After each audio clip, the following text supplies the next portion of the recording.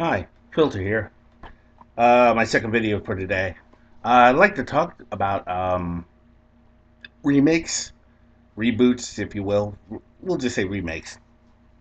And it occurs to me whenever you see most of these remakes nowadays, with the exception of a few movies, I thought, for instance, The Man from U.N.C.L.E., they were going to turn it into some goofball comedy. You know, like they did with I Spy. I mean, I Spy, the original series, had its comedic moments, but it really had some serious things going with it.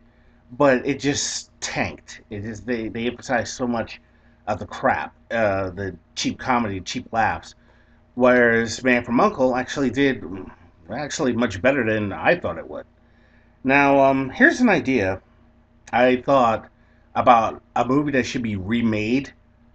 And again, don't put Will Ferrell in it and make it a comedy. Now, I know Will Ferrell, all due respect to Will Ferrell, I've seen him do some serious shit. I saw him in some Lifetime movie, and I thought, he's got some decent chops. But please do not make this movie, this remake, if they plan on making it, into a comedy. And that is The Power. This is a wild fucking movie. I mean, it's wild. George Powell um, produced it. It was written by Byron Haskins. It stars George Hamilton, Suzanne Pleshette, Richard Carlson, Yvonne DiCarlo, if you don't know who she is, think Lily Munster, Earl Holliman, he went in to go do that show Policewoman, Gary Merrill, Ken Murray, Barbara Nichols, Arthur O'Connell, Nehemiah Prosoff, Aldo Ray, and Michael Rennie. And if you don't know who Michael Rennie is, then that means you've never seen The Day the Earth Stood Still, the original, not the cheap knockoff with Keanu Reeves.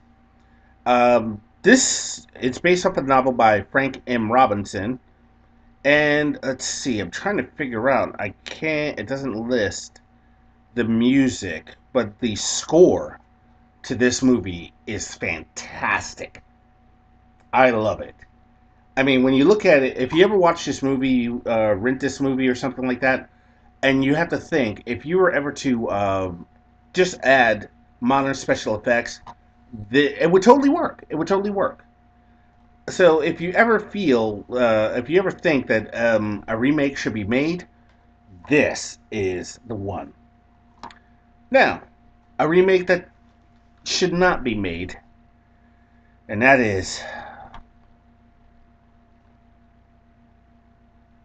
yes, The Last Starfighter.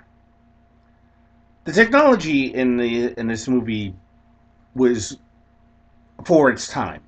The story is great. Hell, you even had respect for the bad guy, the general on there. Remember, sir? What do we do now? We die. Just facing death with honor. It's like nothing I can do about it. Oh well. This is a great movie. Grig, who is played by Dan O'Hillery.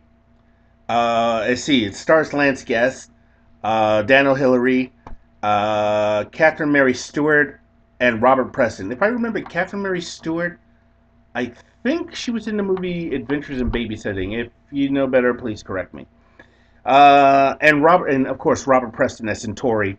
And if you have the 25th anniversary edition, there's so many back, stories about what was going on and how they were doing it.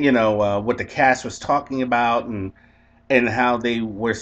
I think one of the interesting stories was. Well, we need to cast somebody like Robert Preston in The Music Man. And Robert Preston was like, hey, I could do science fiction. And he basically did it. He just reenacted the character he was in The Music Man. And I honestly believe, should you ever get a hold of this movie, it's just great to watch. Like I said, Daniel Hillary, his lines are just, I mean, he's got some pretty decent lines in here. And let's see. And if you've never seen this movie, here's the rundown. So begins the galactic proportions of The Last Starfighter. After Earthling Alex conquers the Starfighter video game, he is recruited by Alien Centauri, Robert Preston, to be part of an alien legion of fighters. Leaving behind his trailer park home for the outer regions of space, Alex becomes the last hope of the beleaguered Star League and hundreds of worlds, including Earth. Loaded with out of this world bonus features, digitally remastered for optimum picture quality, blah, blah, blah, blah. Okay, you get that part. Now,